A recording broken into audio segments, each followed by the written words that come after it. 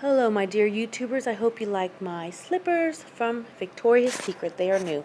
I have body horror, dark comedy, fantasy genre, tragedy, short story I want to read a bit of, but not the whole story. The title is The Clown Who Could Not Truly Laugh, His Smile Was a Lie. Part 1, The First Reveal.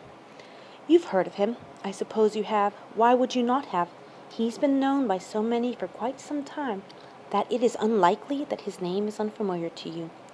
He's a sad fellow, a creature of misery. Even the coldest of beings gain empathy for his pathetic existence.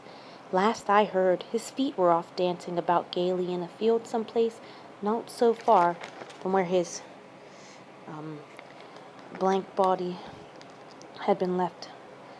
His feet got the better part of the bargain, I imagine, but at the same time, I can see how his death was in a way a better deal. It all depends on how you look at the situation. Now, I don't mean that half-empty, half-full bit known by most. That nonsense means nothing to me. His situation was neither half-full or empty. It was a lot worse than that, yet simultaneously a lot better.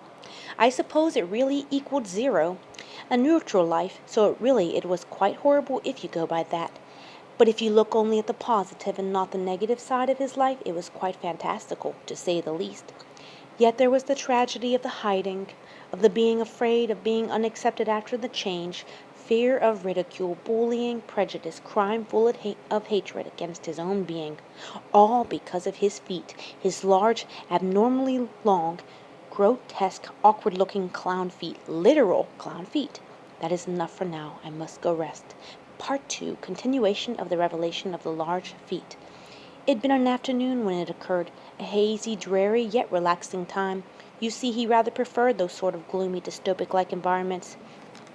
He was altogether a gloomy individual himself. So to become a clown later on was really quite ironic. You couldn't very well have a gloomy clown gallivanting around, after all. He'd awoken rather late in the day, compared to the hours others awoke. A typical occurrence. He was, after all, nocturnal, a victim of recurring insomnia, a hater of sunlight, and immensely full of melancholy. It felt rather heavy at the lower parts, just past his sore, overused ankles. A sort of tugging, if you could call it that, a strange weight which could not be removed. He'd warily opened his worn eyes, his lid swollen and pinkish from excessive rubbing at regular fatigue, dryness, and discomfort. Of course, the rubbing only worsened the situation. It was a slow awakening. Confusion not easy to shake away, the weariness difficult to fight against. It was a common way he began his ascent out of his figurative coffin. That's all for now.